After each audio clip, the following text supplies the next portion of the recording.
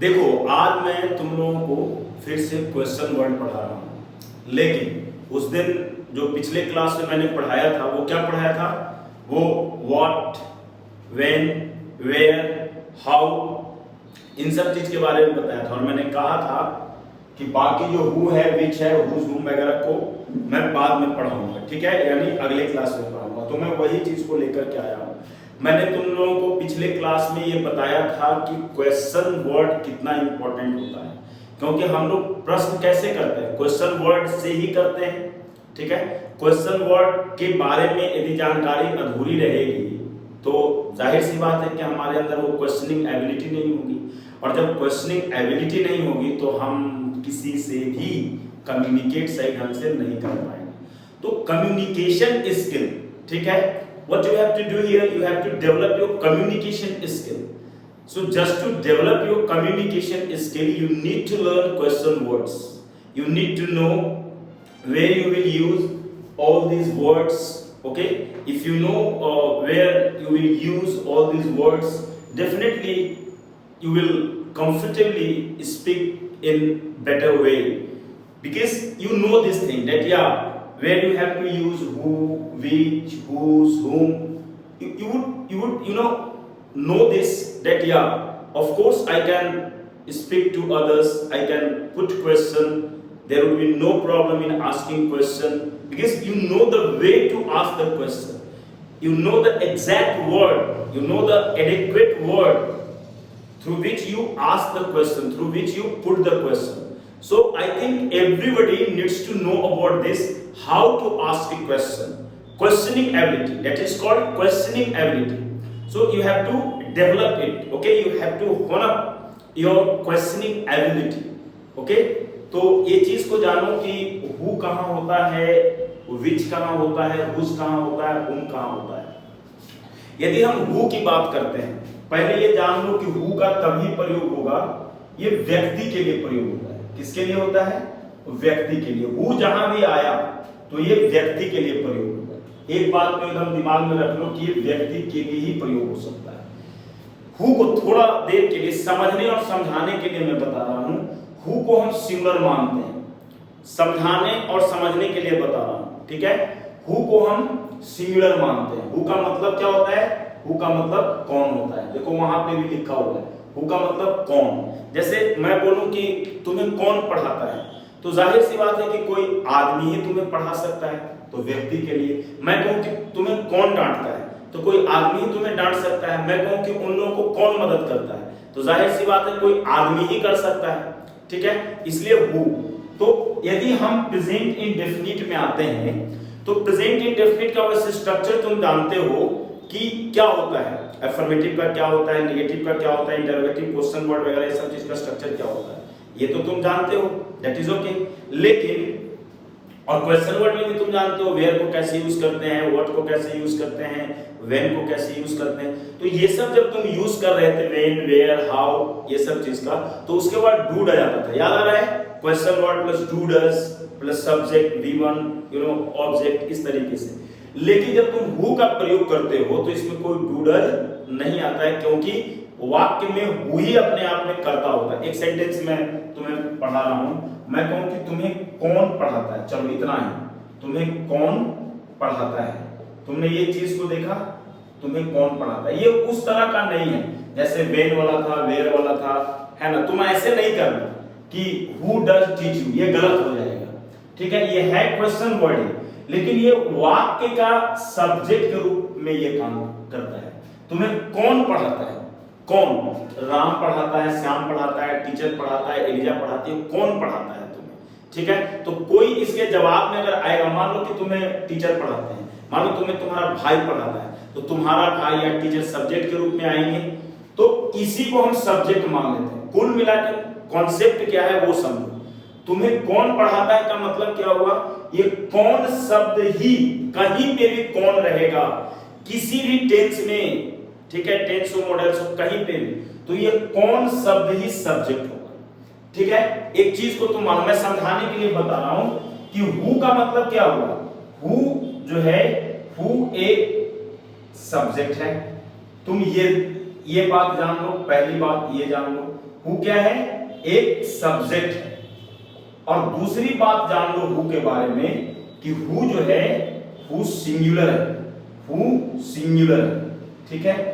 एक बात ये जान लो, हु सिंगुलर है, ठीक है। ये सिर्फ समझाने के लिए मैं तुम्हें बता रहा हूं, हु का और भी चीजें हैं, और भी यूज है, लेकिन तत्काल तुम सिर्फ दो बात जानो हु के बारे में जो तुम्हारे लिए बेनिफिशियल। एक की हु एक सब्जेक्ट है, ठीक है, हु क्या है, हु एक सब्जेक्ट है। और कैसा सब्जेक्ट है, हु सिंगुलर है।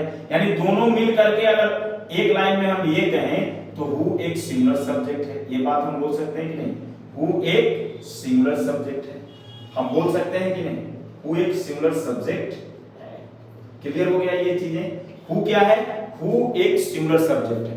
जब तुम प्रेजेंट इंडेफिनिट में थे तो जब सब्जेक्ट सिंगुलर था, ध्यान से सुनो मेरी बात को, जब सब्जेक्ट सिंगुलर था तो क्या होता था, सब्जेक्ट जब सिंगुलर था तो क्या लगाते थे, कौन सा फॉर्म लगाते थे, जाहिर सी बात है तुम फिफ्थ फॉर्म लगाते थे, ठीक है। सिंगुलर के साथ क्या लगाते थे, तुम फिफ्थ फॉर्म लगाते थे।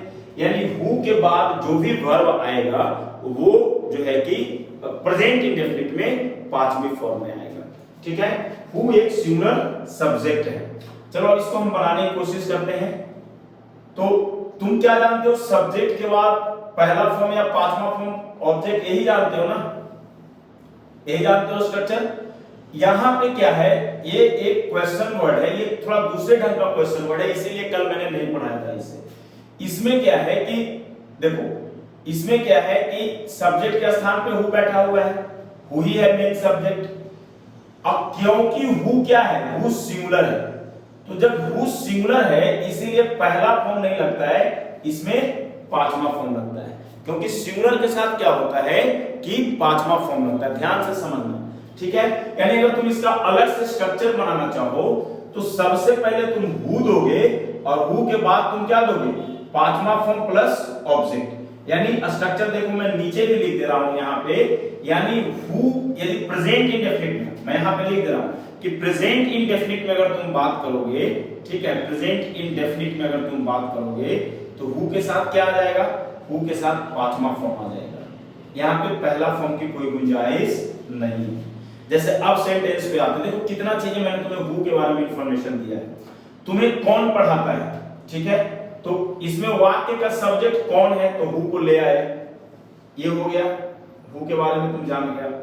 अब हु के बाद क्या आएगा, अगर हम पढ़ाना का अंग्रेजी लाएंगे ना तो कहता है कि पढ़ाना का अंग्रेजी पांचवें फॉर्म में आएगा। तो हु टीचर्स और ऑब्जेक्ट क्या है, तुम्हें, यानी हु टीचर्स यू, ये पांचवा फॉर्म में है। हु टीचर्स यू, तुम्हें कौन पढ़ाता है। यहां पे ये सब्जेक्ट हो गया, ये वर्ब हो गया और ये ऑब्जेक्ट हो गया, ठीक है। यहां पे ये सब्जेक्ट हो गया और ये वर्ब हो गया और ये ऑब्जेक्ट हो गया। मैंने कहा था कभी कि कोई जरूरी नहीं है कि जो सब्जेक्ट होगा वाक्य के शुरू में ही रहता है, बीच में भी रह सकता है। हु टीचर्स यू, ठीक है। हु यहां पे किस रूप में ट्रीटमेंट इसका मिला है, हु सिंगुलर है। ये सिंगुलर है तभी ना पांचवा फॉर्म लगा है। ताहे किए का सेंटेंस है ना, देखो ताहे किए का सेंटेंस है, पांचवा फॉर्म कब लगता है, जब कोई चीज सिंगुलर हो, सब्जेक्ट सिंगुलर हो। और जब तुम जान रहे हो कि हु है क्वेश्चन वर्ड ही है, लेकिन ये सब्जेक्ट के रूप में यहां पे आया है। और वैसे भी मान लो कि यहाँ पे ही के जगह, सॉरी हु के जगह ही होता, मान लो सी होता, इट होता, कोई सिंगुलर नेम होता, तो तुम यहाँ पे वैसे भी पांचवा फॉर्म ही लिखते ना, यानी टीचर्स ही लिखते ना। तो इसीलिए इसको कहा गया कि ये दरअसल है सिंगुलर, ठीक है, हु सिंगुलर है, इसीलिए इसमें पांचवा फॉर्म आता है। अगर तुम लिखते हो हु डज टीच यू, मान लो तुम ऐसे लिखते हो हु डज टीच यू, तो ये सही होगा कि गलत होगा, ये बिल्कुल गलत होगा, ठीक है। हु के साथ डज नहीं आएगा, हु के साथ पांचवा फॉर्म आएगा, ठीक है। आगे बढ़ते हैं हम लोग, थोड़ा सा और चीजों को हम लेते हैं। जैसे मैं कहूं कि उसे कौन मदद करता है, ठीक है, कौन। सबसे पहले यहां क्या देना है, क्या देना है, कौन की अंग्रेजी देनी है हु। और जब देखो स्ट्रक्चर कहां है तुम्हारा, प्रेजेंट इंडेफिनिट का स्ट्रक्चर, हु के बाद तुम्हें देना क्या है, हमेशा याद रखो, ये हु के बाद तुम्हें देना क्या है, जाहिर है तुम्हें पांचवा फॉर्म देना है, यानी हेल्प्स हो गया, और उसे के लिए तुम्हें हिम देना है, हु हेल्प्स हिम, ठीक है, हु हेल्प्स हिम पांचवा फॉर्म हो गया, ठीक है। हु हेल्प्स हिम, उसे कौन मदद करता है। एक सेंटेंस और मैं पढ़ा रहा हूं, मैं कहूं कि तुम्हारे भाइयों को कौन डांटता है। अब तुम क्या बनाओगे, अब तुम्हें लग रहा होगा, ठीक है, कि तुम्हारे भाइयों हैं तो प्लूरल है तो पहला फॉर्म होगा। भाई इससे तुम्हें लेना देना क्या है, ये तो ऑब्जेक्ट है, ऑब्जेक्ट से कोई लेना देना था क्या? वर्ब का कौन सा फॉर्म कहां लगेगा ये तो सब्जेक्ट तय करता है। तो इस वाक्य के लिए सब्जेक्ट कौन ही है, और कौन क्योंकि सिंगुलर है तो पांचवा फॉर्म होगा, हु के बाद पांचवा फॉर्म, यानी स्कॉल्ड्स और तुम्हारे भाइयों को तो योर ब्रदर्स। ठीक है, ये मत देखना कि योर ब्रदर्स है तो यहाँ पे पहला फॉर्म हो जाएगा, तुम्हें इससे कोई लेना देना नहीं है। ऑब्जेक्ट थोड़ी ना यहाँ पे वर्ब को निर्धारित करता है, वर्ब को निर्धारित सिर्फ सब्जेक्ट करता है। और तुम ये बात जानते हो कि हु एक सिंगुलर सब्जेक्ट है, यही हमने लिखा है ना। तो अब तुम्हें बात समझ में आ गई होगी, ठीक है। अब थोड़ा सा और आगे बढ़ते हैं हम लोग, ठीक है। ये तो प्रेजेंट इंडेफिनिट में हो गया। अब तुम्हें मैं पास्ट इंडेफिनिट में यूज करके सिखाता हूं, इसको समझना। पास्ट इंडेफिनिट में जैसे हु के बाद इसमें सीधे सेकंड फॉर्म आता है, क्यों? क्योंकि ये सब्जेक्ट हम इसको मानते हैं, और वैसे भी सब्जेक्ट के बाद क्या आता है, सेकंड फॉर्म ऑब्जेक्ट, यही आता है ना पास्ट इंडेफिनिट में। तो वैसे भी सब्जेक्ट के लिए यहाँ पे हु बैठा हुआ है, तो हु के बाद सेकंड फॉर्म आ गया, ऑब्जेक्ट हो गया, नोट ऑफ इंटरोगेशन। यानी क्या मतलब हो गया यहाँ पे ये सेकंड फॉर्म हुआ कि नहीं हुआ? तो हु के बाद वैसे भी सेकंड फॉर्म, क्योंकि हु ही सब्जेक्ट है इसमें। अन्य जगह सब्जेक्ट मेरा भाई, तुम्हारा भाई, एलिजा, तुम, मैं, वह होता था, यहाँ पे कौन ही सब्जेक्ट है, कौन शब्द सब्जेक्ट है, ठीक है। अब देखो यहाँ पे हु के साथ क्या आएगा, और इसमें तो सभी लोगों के साथ सेकंड फॉर्म ही रखा था, चाहे सिंगुलर हो या प्लूरल हो, तो ये टेंशन खत्म हो गया। मान लो कि मैं कहूं कि एलिजा को कौन मदद करता था, ताथा तिथि का सेंटेंस है, हु आ गया। हु के बाद क्या आएगा, सोच कर बताओ मुझे। ये तुम्हारा सब्जेक्ट है ना, ये एलिजा को देख करके इसको सब्जेक्ट, एलिजा को सब्जेक्ट मत मानना, ठीक है। एलिजा को सब्जेक्ट मत मान। तुम दिक्कत यहाँ पे लड़कों को यही होती है कि वो जो शुरू में रहता है उसी को सब्जेक्ट मान लेते हैं। अब मैं हर बार इतना ही कह रहा हूं कि भाई इसमें सब्जेक्ट मैं, तुम, वह, एलिजा, वे लोग जैसा कोई शब्द नहीं है। यहाँ पे सिर्फ एक ही सब्जेक्ट है और वो है कौन, बस, और सब खत्म, कौन ही है। तो हु हो गया, और हु के बाद क्या आ गया, हु हेल्प्ड हो जाएगा, क्योंकि सेकंड फॉर्म है, हु हेल्प्ड एलिजा, और अंत में नोट ऑफ इंटरोगेशन। देखो ये सेकंड फॉर्म हो गया। मैं कहूं कि उन लोगों को कल किसने अपमानित किया, कल किसने अपमानित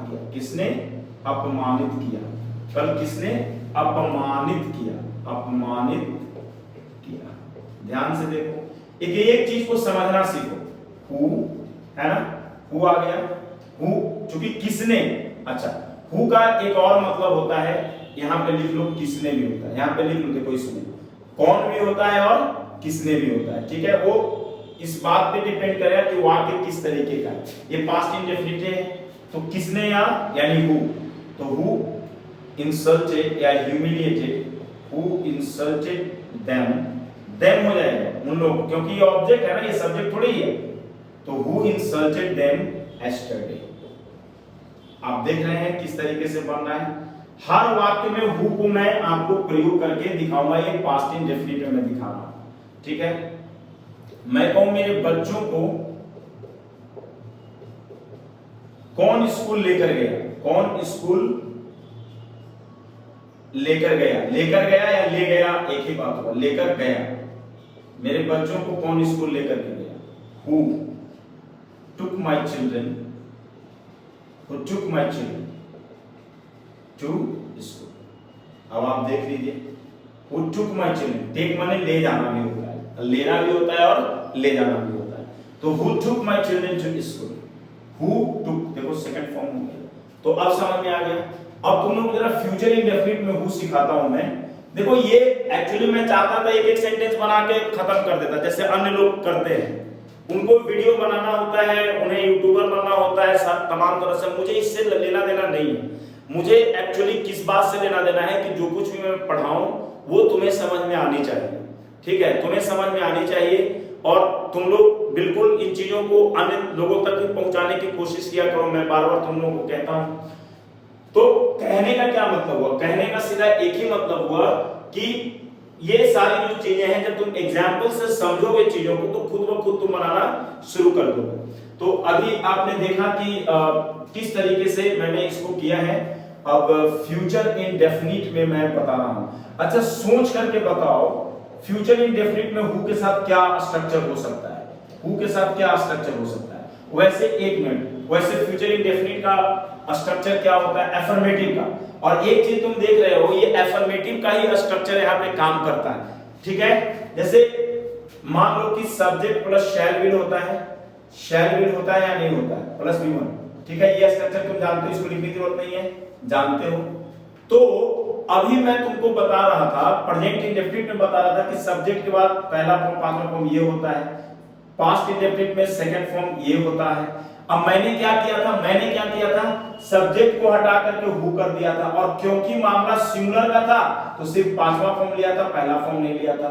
पास्ट इंडेफिनिट में क्या किया, सब्जेक्ट को हटा करके हु कर दिया और हु के बाद सीधे मामला सेकंड फॉर्म का चलाया, काम खत्म हो गया। तो यहाँ पे सब्जेक्ट को ला करके हम किस में लाएंगे? हु में लाएंगे, और हु के बाद बच गया हमारे पास ऑप्शन शैल आएगा या विल आएगा।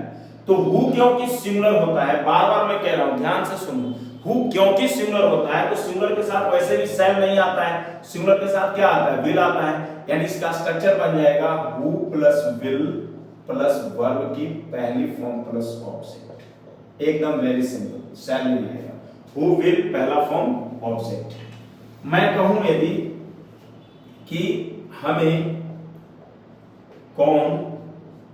कौन पैसे देगा। अब यहाँ पे दो ऑब्जेक्ट है, पैसा और हमें यहाँ पे सब्जेक्ट नहीं है। सब्जेक्ट क्या है? सब्जेक्ट तो बस एक ही है और वो है कौन। ये थोड़ा तुम लोगों को अनयूजुअल लग रहा होगा, है ना? ये अनयूजुअल लग रहा होगा कि भाई ये कौन शब्द कैसे सब्जेक्ट हो सकता है, लेकिन ये सब्जेक्ट हो सकता है, बिल्कुल है। तो हमें कौन पैसे देगा, है ना? तो क्या करेंगे? हु देखो क्या कहता है कि फ्यूचर इंडेफिनिट में हु के साथ विल, क्योंकि यही वहां के पास सब्जेक्ट है ना। Who will give us money, लो ये सेंटेंस तुम्हारा बन गया। Who will give us money, या इस सेंटेंस को तुम ऐसे भी लिख सकते हो, who will give money to us. ये लो, ये तुम्हारा हो गया, ठीक है। Who will give money to us. तुम एक चीज देख रहे हो कि यहां सिंगुलर है इसलिए विल लगा है, ठीक है। ये चीज को ध्यान रखना, ठीक है। अगला सेंटेंस, यहां ये मत समझना कि हमें है तो शैल लगा दे। हमें से तुम्हें कोई लेना देना नहीं है, क्योंकि ये वर्ब का फॉर्म है। ऑक्सिलरी वर्ब कौन सा चीज तय करता है? ये ऑब्जेक्ट नहीं करता, ऑब्जेक्ट को अंतिम में चला जाता है, ऑब्जेक्ट को अंतिम में चला जाता है। तय करता है सब्जेक्ट, और सब्जेक्ट यहां अभी का हु है, ठीक है। मैं कहूं कि एलिजा को कौन समर्थन करेगा, ठीक है। एलिया को कौन समर्थन करेगा? कौन? हु विल क्या? Who will support Alia. ये तुम्हें सीखना पड़ेगा, वो ऐसे नहीं है कि तुम जैसे तैसे कर लोगे। Who will support Alia, Alia को कौन समर्थन करेगा? हु विल है, ये हु के साथ विल आ गया। समझ में आया तुम लोगों को? एक सेंटेंस और मैं ले रहा हूं, ऊपर से ही ले रहा हूं, ठीक है। सरकार की कौन आलोचना करेगा? सरकार की कौन आलोचना करेगा? अब ध्यान से देखो क्या हो सकता है, कौन। तो हु विल क्या? Who will criticise the government. ये लो, जेडी भी हो सकता है और एसई भी हो सकता है। ये अमेरिकन इंग्लिश में जेडी लिखाता है और एसई ब्रिटिश में लिखाता है। तो who will criticise the government. ये क्या हो गया? ये तुम्हारा क्या हो गया बताओ? ये तुम्हारा जो है कि सेंटेंस हो गया। Who will criticise the government, सरकार की कौन आलोचना करेगा। अब मैंने तुम्हें चार ही टेंस पढ़ाए हैं, तो अब प्रेजेंट कॉन्टिन्यूअस में मैं तुम्हें बता रहा हूं कि प्रेजेंट कॉन्टिन्यूअस में क्या हो सकता है। तुम्हें मालूम है कि अगर हम हु पढ़ा रहे हैं, यदि कौन शब्द आ रहा है, देखो एक चीज क्या होता है अंग्रेजी में, सबसे इंपॉर्टेंट चीज है लैंग्वेज। लैंग्वेज हम लोग कैसे सीखते हैं? We learn the language by speaking, by writing, by reading and by listening. ठीक है, तो बाय लिसनिंग बहुत इंपॉर्टेंट चीज होता है। ठीक है, बाय रीडिंग बहुत इंपॉर्टेंट चीज होता है। ठीक है, बाय स्पीकिंग बहुत इंपॉर्टेंट चीज होता है। तुम्हें हर वो चीज सुनना पड़ेगा, हर वो चीज सीखना पड़ेगा, हर वो चीज पढ़ना पड़ेगा, क्योंकि तुम क्या कर रहे हो, तुम एक लैंग्वेज सीख रहे हो। और एक इंग्लिश एक ऐसा लैंग्वेज है, ठीक है, जिसे कहा जाता है कि एक job oriented language. English is a job oriented language. It has global acceptance. Okay, I mean across the world English is needed. पूरी दुनिया में अंग्रेजी आवश्यक है। And not only Indians are learning English, okay, not only Indians are learning English, you know, Pakistanis are learning English, Bangladeshis are learning English, all the countries of Asia are learning English, even outside Asia they all are learning English. European countries also are learning English. I mean, each and everybody in the world is learning English, and they all have the same problems as you are facing, they are also facing. If somebody knows only French and he or she wants to learn English, what he or she will do, definitely he or she will, you know, learn it through translation. Okay, through translation from French to English, from Japanese to English, from German to English, and you are learning from Hindi to English. So never get upset, never get agitated while speaking. Okay, अंग्रेजी बोलते वक्त कभी भी hesitation में मत आओ। मैं हमेशा तुम लोगों को एक ही बात कहता हूं, कभी भी मत आओ। तुमने ये नहीं देखना है कि I mean the sentences you are going to form are wrong, are incorrect. No, it is not your duty to see the sentences that whether you are putting them wrongly or rightly. No, it's not your duty. What is your duty? You have to form the sentences. आपको sentence form करना है. You have to create the sentences. You have to make the sentences. I mean आपको ये सब चीजें करते रहना है, ठीक है? Because you are a learner. और मैंने कल कहा था कि learner is a very important person, right? You are a learner and being learner, I know initially you would certainly commit mistakes. Of course you will commit mistakes. ये बात एकदम आपको समझ में आ जानी चाहिए कि आप गलतियां करेंगे, देन लेकिन एक ही गलती बार बार करेंगे ये अच्छी बात नहीं है, ठीक है? उसके लिए क्या करेंगे, जो चीज आप नहीं जानते हैं आपको सीखना पड़ेगा। So learner means what? Learner का मतलब होता है कि अगर if you are learning something, then you need to have right temperament. Right temperament, number one. The second thing is that you need to have dedication. I mean, you have to devote yourself towards the thing that you are learning. If you are learning English, then you have to devote yourself towards English language. I mean, whatever is in English language, you have to learn them. You have not to ignore them. Okay, if you ignore them, if you think that okay, this sentence is very difficult and I am not going to learn it, I will not be able to learn this sentence, why I should learn this sentence, just I want a small sentence, okay, with this small sentence I can speak. Okay, you may do this, but you will be ignorant of various good things, ठीक है? And all these things will hamper your learning skills. Skills आपके hamper हो जाएंगे। और कौन hamper करेगा? ये जो आपका नेचर है, नेचर ऑफ प्रोक्रेस्टिनेशन, आप टाल मटोल करने वाली जो नेचर है, it is going to hamper your learning skills. So if you want to have good learning skills, I think that you need to be very much dedicated, devoted towards the entire thing. And entire thing is here, English is entire thing, because you are focusing on English, you are learning English these days, so I mean your focus has to be there. Okay, so forget all those things, it's not your responsibility, it's not your duty. उन चीजों को आप भूल जाइए और पूरी चीज को, मैं बार बार कहता हूं, पूरी चीज को आप फोकस्ड होइए, आप स्लो चलिए। आप अगर सोचते हैं what exactly happens with students, what exactly happens, I must tell you. देखो होता क्या है कि आप जल्दी में होते हैं, आपको लगता है कि अंग्रेजी आप 3 महीना 6 महीना 4 महीना में सीख जाएंगे। आप बहुत पीड़ित आत्मा होते हैं, ठीक है? आपको लगता है कि एकदम बहुत सब कुछ। क्या आपने कभी सोचा कि आप बचपन से स्टैंडर्ड 1 से, स्टैंडर्ड 1 होता है ना, उससे भी नीचे, आई मीन नर्सरी केजी वगैरह से जो है आप मैथ्स सीखते रहते हैं ना, मैथ्स सीखते रहते हैं पूरा स्टैंडर्ड 1 से। मैं मान रहा हूं, छोड़ दीजिए, मैं नर्सरी वर्सरी का गिनती ना कर रहा हूं, स्टैंडर्ड 1 2 3 8 5 9 10 जो भी है, आप 10th में पहुंचते हैं। 10th तक आप मैथ्स पढ़ते हैं, यानी 10 साल मैथ्स पढ़ते हैं। ध्यान से सुनिएगा मेरी बात। 10 इयर्स आप मैथ्स पढ़ते हैं, लेकिन फिर भी आपकी हिम्मत नहीं होती 11th में मैथ्स लेने की। बहुत सारे लड़के मैथ्स नहीं लेते हैं, मैथ्स के डर से वो क्या ले लेंगे, अगर साइंस पढ़ना होगा तो बायो ले लेंगे, ठीक है, नंबर 1। कॉमर्स वाले क्या करते हैं, बिना मैथ्स के कॉमर्स ले लेते हैं। अब अन्य जगह मिलता है या नहीं मेरे को नहीं मालूम, लेकिन दिल्ली में मिल जाता है, ठीक है। यानी कॉमर्स पढ़ना है तो आपको मैथ्स पढ़ने की जरूरत नहीं है, यानी वो लड़के कॉमर्स पढ़ते हैं और बिना मैथ्स के पढ़ते हैं। हिम्मत नहीं होती। तुम पढ़ा क्या 10 साल में? 10 साल में तुमने मैथ्स भी नहीं सीखा और तुम सोचते हो 6 महीना में 4 महीना में मतलब तुम अंग्रेजी सीख लोगे। सोचने वाली बात है। और तुम लोगों को कौन ज्यादा पगला देता है?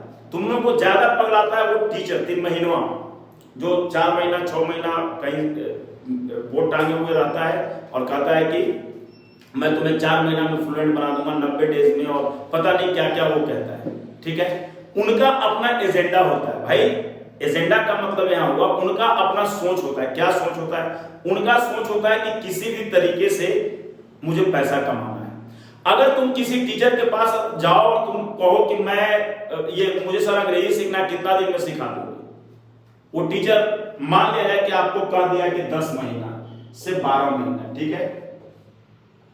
दूसरे जगह आप इंक्वायरी करने के लिए गए, वो टीचर आपको बोला कि भैया 8 से 10 महीना। तीसरे पास गए, वो बोला आपको 6 से 8 महीना, ठीक है। चौथे के पास गए आप, ठीक है ना, तो अगर वो बोलता है कुछ और ही बोलता है, मान लिया 2 महीना और यहाँ पे कम करके मतलब बोलता है, आप जानते हो कहां पे जाते हो? आप ये वाले पे जाते हो कि 6 से 8 महीना में सिखा देगा, 8 से 10 महीना में। इसके बाद तुम कभी भी नहीं, तुम बोला कि बहुत ज्यादा टाइम ले रहा है। अरे उसके सोचो जरा, उसके हाथ में टाइम लेना। अंग्रेजी में क्या कोई छोटा सा चीज पढ़ना है? मैं तो ये सोचा था कि आदमी ये सब पढ़ा था, ये वो भी बढ़िया से हो जाए, बहुत ज्यादा ये भाई एक चीज है, एक चीज पढ़ना है, हमें सीखना भी तो है। अब तुम 8 से 10 से 12 महीना वाले पास जाओगे नहीं, तुम इससे भी और नीचे का खोजोगे, सोचोगे कि इसे 4 से 6 महीना वाला कोई मिल जाए। मिल जाता है 4 से 6 महीना का, 2 से 3 महीना वाला 90 डेज 60 डेज में इंग्लिश सिखाने वाले। तुम इनको कि भाई ये सीख लूंगा मैं तो हो जाएगा मेरा। तुम पूरी जिंदगी भागते रहते हो, नहीं सीखते हो। पूरी जिंदगी भागते रहते हो, तुम नहीं सीखते। तुम अपने लाइफ में कम से कम आधा दर्जन यानी 6 इंस्टीट्यूट और टीचर बदल लेते हो, नहीं सीखते हो। तुम्हारे अगर तुम इंग्लिश मीडियम का हो तो तुम और ज्यादा पीड़ित आत्मा हो। इंग्लिश मीडियम वाले, मैं सही बता रहा हूं, तुम ज्यादा पीड़ित आत्मा हो। 10 साल पढ़ते हो, यू नो, नर्सरी से लेकर के 10th 12th तक 12 साल पढ़ने के बाद भी तुम्हें 2 लाइन इंग्लिश न लिखने अच्छे से आती है ना बोलने आती है। पेरेंट्स का लाखों रुपया बर्बाद कर दिए होते हो किताबों पे और स्कूल ड्रेस पे और पता नहीं कौन सी पर, नहीं बोलने आता है। बुरा मानने वाली बात नहीं, मैं सही कह रहा हूँ, ठीक है। मुझे पूरा अनुभव है इन पूरी चीजों का, मैं जानता हूँ, ठीक है। वो नहीं कर पाते तो तुम कहां से सीख जाओगे? अगर हिंदी मीडियम वालों का बात करें तो तुम भाई कहां से सीख जाओगे? जब इंग्लिश मीडियम वाला लोग 12 साल बिताने के बाद भी नहीं सीख पाता है तो तुम कहां से सीख पाओगे? ये पॉसिबल कभी भी नहीं होगा। इसलिए मैं हमेशा कहता हूं कि जो चीज स्किल जो होता है, स्किल बहुत इंपॉर्टेंट चीज होता है। एंड स्किल जो है, skill you can not learn in a day. उसे आप एक दिन में नहीं सीख सकते। You can not learn it in 2 months 4 months 5 months, no. ये जो है कि एक लंबा प्रोसेस है and you have to follow each and everything. You have to follow the rule, you have to follow the regulation. Ultimately you see that improvement is taking place in your English, right, or the subject you are learning. Definitely you just feel it that improvement is taking place there. You are learning something, changes can be seen there, and you just get energized कि हाँ भाई अब तुम्हारे अंदर ऊर्जा फूट रहा है, अब तुम सीख रहे हो, बोल रहे हो। So it takes time, right. अब मैं तुम्हें बता रहा हूं प्रेजेंट कंटीन्यूअस का हु के बारे में मैं बता रहा हूं, ठीक है। बहुत सारे लड़के होते हैं नहीं उनको पता होता है जी, उनको आप दे दो वो बोलेंगे कोई भी चीज लाइन दे दो वो नहीं बोल पाते, इंग्लिश मीडियम हो हिंदी मीडियम। दिक्कत क्या है, यहां से दिक्कत यहां से है, सोच में एरर है, right? I mean there is an error in your mindset, so change your mindset यार, माइंडसेट को चेंज करो। Unless you change your mindset, you will not be able to do anything in your life. You are nothing. You will be nothing. ना हो ना कुछ होगे, कुछ नहीं होगे। Then what you will do? You will just lose each and everything that is within you, that is with you. I mean, you will lose it.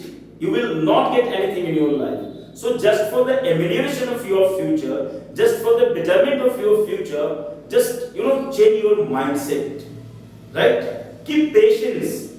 Without having patience, you cannot march ahead. You cannot do anything in your life. So better for you to have patience first. Patience, and learning needs patience. Learning requires patience. Patience has to be there. If you do any work and if you lose your patience, if you don't have any patience and you expect good result, no, there has to be horrible result. There has to be opposite result. I mean, you are not going to have the negative, a positive result. Everywhere you will see that negative result is there. I mean, you will not get anything. So आपको ये समझना है। बहुत सारा माथा आपको YouTubers पगला देते हैं, भाई 3 महीना में 5 वर्ड आए, पढ़ाए, सिखाए, चलो बस पढ़िए। तुम उसको, मुझे मालूम है तुम उसको सुनते भी नहीं, उसको याद क्या तुम करोगे? तुम देखते हो वो, उसको भी पूरा बढ़िया से तुम नहीं देखते। ऐसा नहीं कि तुम 10 मिनट बाद वीडियो को बहुत बढ़िया से देखते हो, मैं जानता हूं तुम वो भी नहीं देखते हो। तो तुम ये कितना देखोगे और क्या देखोगे मेरे को ये भी मालूम है, लेकिन जो सच्चाई है सो मैं तुम्हें बता रहा हूं। एज ए टीचर मेरी ये ड्यूटी है, तुम्हें अगर मैं अंग्रेजी पढ़ा रहा हूं तो ये मेरा ड्यूटी है कि मैं तुम्हें सही चीज ही बताऊं, ठीक है? मैं तुम्हें मिसगाइड ना करूं, मैं तुम्हें मिसलीड ना करूं। तो चलो प्रेजेंट कंटीन्यूअस टेंस में मैं हु के बारे में बता दे रहा हूं तुम्हें, ठीक है? सोचो जरा प्रेजेंट कंटीन्यूअस टेंस में हु क्या, सोच करके मुझे बताओ कि हु के लिए क्या स्ट्रक्चर हो सकता है। तुम्हीं पे मैं छोड़ दिया हूं। चलो मैं सब्जेक्ट इज एम है ना, फोर्थ फॉर्म ऑब्जेक्ट मैंने ये लिखा हुआ है, अफर्मेटिव का स्ट्रक्चर ही मैं लिख रहा हूं, तुम्हें समझाने के लिए लिखा हूं, तुम्हें ये नोट करने की जरूरत अभी नहीं है। अच्छा, हु क्या होता है दोस्तों? सब्जेक्ट होता है। और कैसा सब्जेक्ट है ये? सिंगुलर। तो जब सब्जेक्ट सिंगुलर रहता था प्रेजेंट कंटीन्यूअस में, मान लो कि सब्जेक्ट जब सिंगुलर रहता था तो क्या तुम लिखते थे? इज लिखते थे, एम लिखते थे, आर लिखते थे। जाहिर सा बात है तुम्हारे दिमाग में क्लिक हुआ होगा इज लिखते थे, तो चलो हम इज लिख दिए, आर, एम और आर नहीं लिखते थे। और ये चौथा पॉइंट, ये मैंने डिराइव किया, किससे डिराइव किया बताओ? तुम्हारे इसी स्ट्रक्चर से, क्योंकि सब्जेक्ट यही है ना, तो हु है, सिंगुलर है। तुम्हें बस इतना समझना है कि हु सिंगुलर है, और इसके अलावा तुम्हें कुछ नहीं समझना है बस। अब देखो जरा सेंटेंस को मैं ये करूं, है ना, मैं कहूं अगर कि उसे कौन पीट रहा है, अब तुम क्या बनाओगे? उसे कौन पीट रहा है? ये सब सीखना है, क्वेश्चनिंग एबिलिटी है ना, तो सीखना है। हु, कौन की अंग्रेजी, क्योंकि सब्जेक्ट यही है ना, तो हु दोगे। हु के बाद क्या लिखोगे? इज दोगे। हु के बाद इज, चौथा फॉर्म पीटना का पीट, तो बीटिंग हो गया, वो इज बीटिंग, और हिम, वो इज बीटिंग। क्लियर हो गया? वो इज बीटिंग, देख रहे हो तुम लोग, वो इज बीटिंग। आगे बढ़े या नहीं बढ़े? बिल्कुल बढ़ना पड़ेगा कि वो इज बीटिंग। मैं बोलूं कि तुम्हारे दोस्तों को कौन अपमानित कर रहा है? अब बताओ कौन अपमानित कर रहा है? अपमानित कर रहा है किसके किसके दिमाग में आर आया है कि हु के बाद आर आया है? जिसके दिमाग में आर आया है वो गलत आया है, ठीक है? सोचो, हु तो तुम लाओगे ना, कौन शब्द है अगर कहीं पे भी तो कौन ही करता है, ठीक है? तो हु ले आए।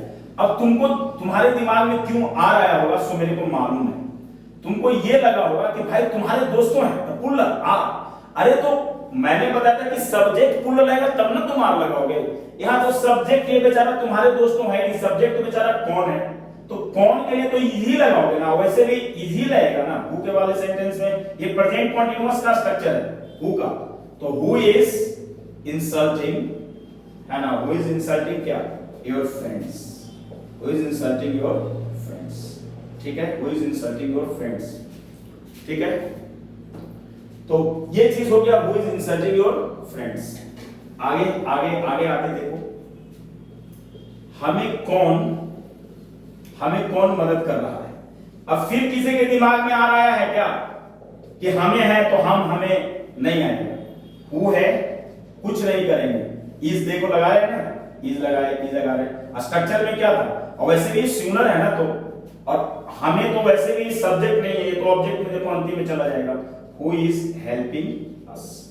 देखो ये केवल मैं हु का तुम्हें पढ़ाया, हु का यूज मैंने ये पढ़ाया, और ये मैं तुम लोगों को अलग क्लास में फिर पढ़ाऊंगा, ठीक है। यानी इस पे मैं एक और वीडियो बनाऊंगा, तो ये बीच में ले लूंगा, हुज ले लूंगा और हुम ले लूंगा। हो सकता है कोई जरूरी नहीं है कि ये बीच खत्म ही हो जाए, पूरा और हुज भी आ जाए, ये कोई जरूरी नहीं है। क्योंकि मैं कोई भी चीज पढ़ाऊंगा तो बिल्कुल इत्मीनान और तसल्ली से पढ़ाऊंगा। मैंने जो अपना कोर्स डिजाइन करा है वो इस तरीके से करा है कि कोई भी एक लड़का अगर जैसा कि मैंने तुम लोगों को कमिटमेंट करा था कि 43 से 45 वीक्स में कोई भी एक लड़का, कोई भी स्टूडेंट अगर इतना दिन हमारे यहाँ ठहरता है, तकरीबन 10 महीना, तो उसे अंग्रेजी बोलने में कोई दिक्कत नहीं, और ग्रामर में चाहे वो किसी भी कंपटीशन का तैयारी कर रहा हो, बैंकिंग का, रेलवे का, सीडीएस का, एनडीए का, सिविल सर्विस का, कुछ भी कहीं भी कंपटीशन में इंग्लिश पूछे उसको सब कुछ इसी सब्जेक्ट से तैयार हो जाएगा। ये सब क्या मैं पढ़ा रहा हूँ, ग्रामर ही तो मैं पढ़ा रहा हूँ भाई। अगर तुम हु के साथ यहाँ पे आर लगा दोगे तो ग्रामेटिकल एरर आएगा कि नहीं। तो मैं तुम्हें क्या कर रहा हूँ, तुम्हारा एरर रिड्यूस हो, इसलिए मैं इन चीजों को पढ़ा रहा हूँ। समझ में कुछ आ रहा है? तो कोर्स ही ऐसे दिमाग में है कि हमें इसी तरीके से पढ़ा करके लड़कों का एरर जो है कि कम करना है, ठीक है। तो मैं समझता हूं कि आज पर इतना ही, और जो भी तुम लोग चीज को सीख रहे हो, ठीक है, जो भी तुम लोग चीजों को सीख रहे हो वो बिल्कुल बहुत अच्छा है, और मैं आज भर तुम लोगों को इतना ही पढ़ाऊंगा, इससे ज्यादा नहीं पढ़ाऊंगा, ठीक है।